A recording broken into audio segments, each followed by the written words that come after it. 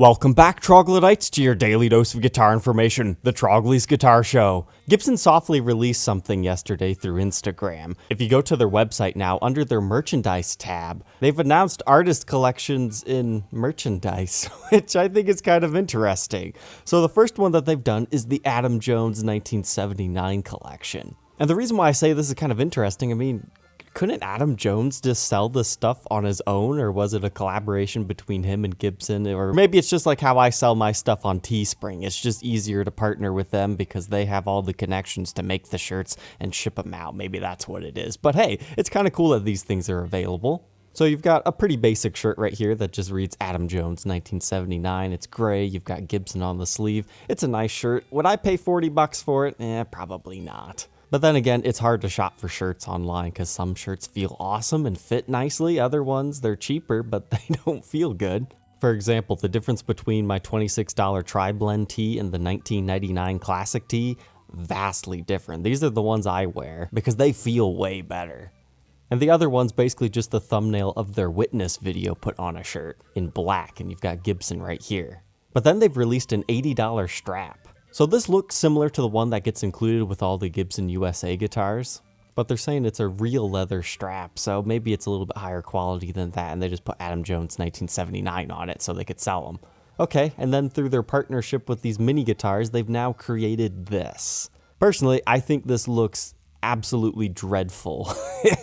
I don't know who's gonna pay $60 for that. These mini guitars, I do own one or two of them. A fan of the show actually sent me a Goldtop, and it looked okay, but this has to be one of the worst ones I've ever seen. Like, I imagine, don't they CNC all these bodies out and the necks? I feel like they should really get the dimensions at least a little bit more correctly, because if you could get a true 1:4 scale replica of that guitar and all the proportions are right now, of course the tuners aren't going to look perfect and the knobs won't be exactly the same because these are tiny little things, but at least get the proportions better. I think it's Axe Heaven that does these, and in my opinion, they're just not good enough to warrant the price tag. But since they have Gibson's name on them and it's an official endorsed product, you know, people buy them anyways. But I think they could sell a whole lot more of these if they actually got the dimensions correct.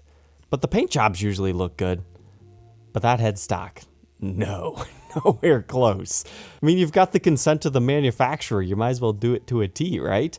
But what I do appreciate on this particular one is they did the aging on the neck. Now that's pretty cool. I haven't seen that on these guitars before, and it looks like they even have like the silk screen of his signature there. I think the way they normally do these is they have like an actual signed one by the artist and they do it like a limited edition run. But I think most of these just end up as Father's Day gifts that the fathers go, oh yeah, that's nice, thank you. And then they're just display pieces. But no, the real reason I wanted to bring this up is look at this. They are selling the Adam Jones limited edition painted guitar case for $300. Now granted, they are out of stock right now, but having them here makes me think that they're going to make more of these. That's a great deal for a TKL USA made case. Now, as the lore goes, initially the first batch of these that guitars were shipped out in, they didn't cure the paint well enough or whatever that process was, and it would start to get sticky and it would peel off. So they had to replace all those cases for people and then perfect the process, so they might as well sell them. But a lot of people, they would just get that replacement case and then they would sell them online, like this guy right here.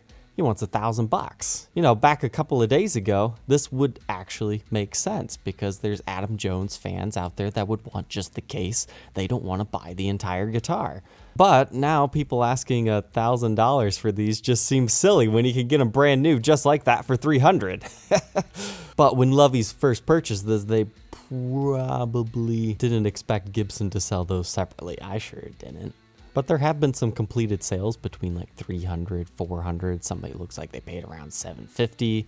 That was a good deal for a damaged one at $200, $500. I mean, there was an existing market out there for like $400 to $500 that made sense. But now Gibson's like, yeah, $300. I like it. Though I think it would have been nice of them to change it up just a little bit. That way the production model ones were a little bit more special. But they only said the guitars were limited edition, not necessarily the cases, so I get it. But this does make me think, will we ever see like a Slash collection of merchandise now? He might have his own contacts and contracts for stuff like that though. But anyways, enough about that stuff. I want to share this with you today. A Gibson Les Paul Custom made to measure burnt orange. Okay, so I saw this thing get listed on Reverb, and I instantly clicked on it because I was like, oh cool, maple fretboard. You got kind of an interesting figuring pattern. Kind of reminds me of like a tiger's mane right here, and then like his fur, because the figuring just drastically changes from this point on, but it's still the same piece of wood. Maybe it's just the lighting. But this was a custom order, that's what made to measure means, that somebody did with a Bigsby. This custom finish looks like chrome hardware. It's got the ABR1 bridge, so this is more so a reissue style guitar. You got your black speed knobs. I mean, it's not my favorite color in the world, but matched with this pickguard, I thought it was kind of cool. Whoa! And then in this photo, you see something else. The figurine comes to life a lot more, and then take a look at that headstock. They didn't put any type of veneer over top of it. The whole black headstock is a holly veneer generally on these historic reissues, and holly is a different type of wood in case you're not familiar, but that's how they make the headstock stand out and you don't see the neck wood. But it was a very interesting choice to have them spec it out as a orange logo. They didn't want that to stand out at all, so they just finished it over. Now it's nice that we do have some sort of like a quilt maple veneer, so this will move depending on your lighting situations, and then maybe the Gibson logo stands out better. And I say it's a veneer because when you swap it over to the back, you can tell it's a 3-piece maple neck that has some extreme figuring, but the figuring on the back does not match what is on the headstock. So it's not just veneer-less, they've just used a maple one, which I think is kind of a cool touch. Gibson does that occasionally on like high-end art guitars. But what's further impressive is they decided to do an orange stinger on this and then do like a slightly tinted natural finish for the neck. I actually had somebody email me this one too, and they said that's the best looking stinger I've ever seen. Do you guys agree with that? I think it's kind of cool, having two transparent finishes. Generally, stingers are solid. But you've got your Grover tuners back here, and the serial number dates this one to 2016. But man, take a look at that neck at that angle. I love it. I personally would have went for a 5-piece neck because then you get rid of this, that doesn't match up, not book match type stuff. Having those walnut streaks going up and down it just makes it look a little bit more uniform, so having slightly unmatched flame pieces, it doesn't matter as much. But it certainly looks good. There's nothing to say, no, I'm not going to buy that guitar simply because of that. But they definitely paid a pretty premium to have wood like that out of a custom order. But as far as the back goes, they didn't go like crazy and put like flame maple veneers on the back and sides. They just let it be. You've got some regular mahogany. Looks like you will potentially have some like figuring within it, like when you move it in the light. And then you've got some just nice natural wood streaks and grainage. So okay, that's a pretty cool guitar. But the last thing we have to talk about is the fretboard. So I initially just thought it was a maple fretboard because sometimes you do see that. And that's exactly what that looks like. But when I read the title a second time, white ebony, okay. It's still technically an ebony fretboard, but apparently it's white ebony. I mean, I've heard of pale moon ebony before. We did a review of a limited edition Fender guitar that you can check out right here. Looks like you can still buy these things used, but it's kind of like that, but it has dark streaks running in it. Some of them look really cool, other ones not so much. You can actually buy these pale moon ebony necks separately on Fender's website. But this one is like that, but without the dark streaks. It's kind of interesting. I would like to see Gibson do a custom run of guitars with the pale ebony, because not all ebony is like perfectly dark. Most ebony does have some sort of a streakage going on it, and then it gets dyed into what you normally want, or people pay a premium for the really dark stuff. I mean, you can check out this video by Taylor Guitars. It's very eye-opening. Like, I think, if I remember correctly, they say they cut down 10 ebony trees and only end up using one of them, or at least that's how it used to be, because people only want the pure dark ebony, because that's what they think of. But I think the biggest difference between this and maple, I mean, just looking at that wood grain, you can tell there's a difference. Is there a sound quality type thing between them? I don't notice a lot of difference when it comes to wood construction on an electric guitar, but I'm sure it's still a factor. It's just kind of hard to, A/B test it when you're not using the exact same pickups, the exact same guitar. And even if you were a crazy man, you sliced off the fretboard, put a new fretboard on the exact same guitar, there's still going to be like a slight glue difference. So at the end of the day, you can't ever do a perfect comparison. Just buy the woods that you think look good and sound good when you play it. I'm not here to argue any of that today. But this kind of reminds me of like a chocolate bar. You guys know those Hershey's cookies and cream when they're kind of like an off-white, but then you get like white streaks in certain areas. That's what that creamed out binding with these white mother of pearl inlays. And then you look at this and you can tell it's actually got like a slight yellow tinge to it. Like not a lot, but enough to make it interesting. Like some of those maple fretboards can be pretty bright, but then when you look at this in normal lighting situations, it kind of has more like a rosewood appearance to it. Gibson liked making this one so much they actually shared it on their Instagram page, and here it definitely looks a little bit darker, but you can tell it's got some shadows to it. Now personally, I'm not a big fan of Bigsby equipped guitars, so as far as buying it to review and document, nah, I'm okay. Bigsby's are a pain in the butt to restring. But it is listed on Reverb by Too Many Guitars in Connecticut, and they've just recently cut the price down $1,000 to $6,750. I think they're getting closer to the point where this could potentially sell because you could custom order this, I think for about $8,000, and that's where their original price came from. So if you could pick this up, I would say anywhere between, $5,000 to $6,000 would be fair game if you want this one-of-a-kind guitar, because just because it's one of a kind doesn't mean it's desirable, but it does have some kind of cool specs, and I'm sure the custom order bill would not be very cheap to do all this custom stuff with the woods that they don't normally use. But he does say, please see my other listings, so we've got some time yet today. Let's see what else is he selling. Looks like a couple of high-end basses, 74 Telecaster Custom with the humbucker in the neck, and a couple of interesting art guitars within this realm. So this looks to me like he purchased from the art guitar dealer. I'm drawing a blank on his name, but you can definitely tell his photo style. But this was just a really fancy Martin. I like the way that the vines continue onto the headstock. It's like a perfect continuation right there, despite the nut being in the way. But that almost looks like a silk screen up there. What's up with that? And this is a high-end art guitar. Maybe I'm wrong, but I feel like that should all be pearl. But I guess that would be pretty hard to do too. As far as the wood choices here, that is some incredible figuring for an acoustic guitar. Generally, acoustics don't get fancy tops. I'm not even sure what kind of wood that is that would get that figuring. Is it mahogany? Whoa. That looks great.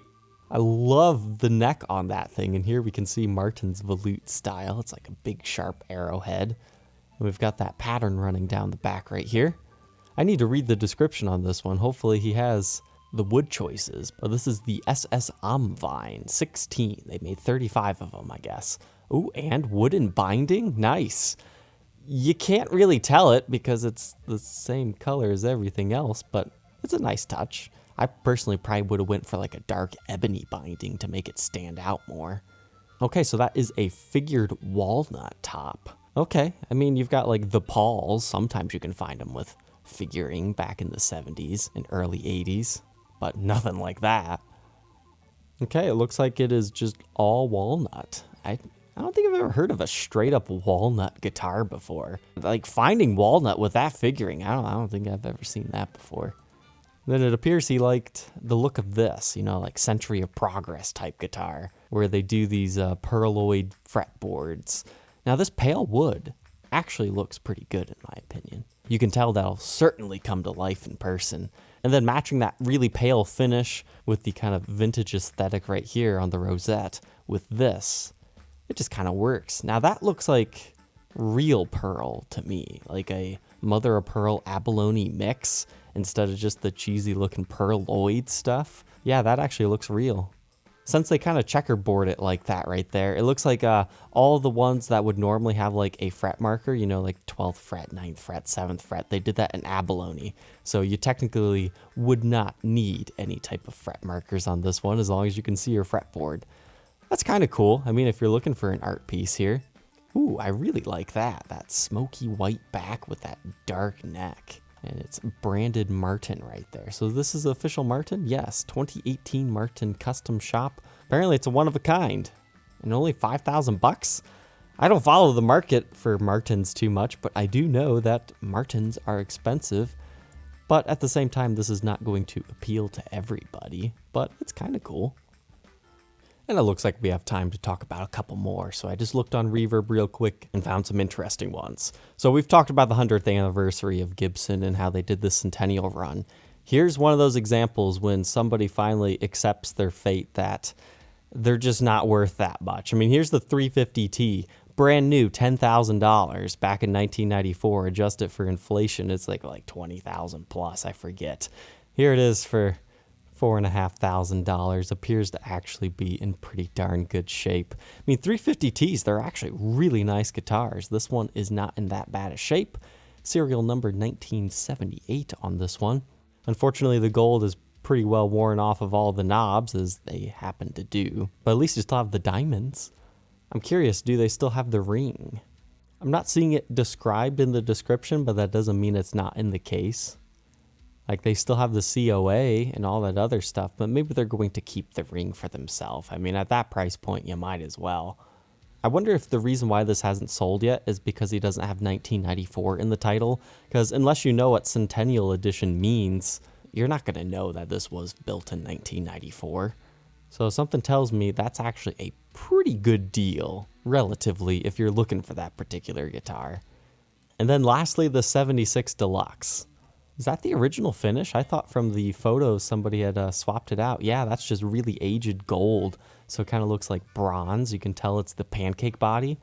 Oh, and it does. It has the original knobs on it. I initially clicked on this one because I was going to say, I've been trying to find original knobs for one of my Sparkle Top Deluxes for almost a year now, but every single one that pops up for sale, people have replaced the knobs. It's just hard to find these bonnet reflectors for sale separately.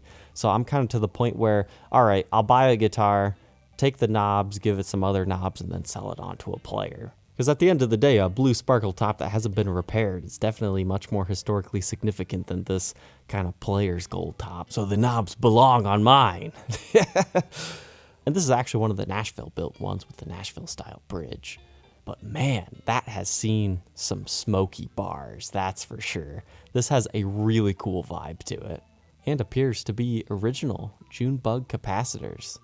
I guess it's possible those have been replaced, but I think didn't they use those for a short period of time? Pots date to 1976, the 5th day of the year. Maybe they had to swap out the pickup because something went wrong. How much is this? $4,000. I don't think it's as great of a value as Reverb is trying to make it seem, but if there's no repairs and you've got all the original parts, I could totally see it getting close. All right, troglodytes. Thank you for tuning in today. Don't forget to like, comment, and subscribe, and we will catch you tomorrow on the next episode. Take care.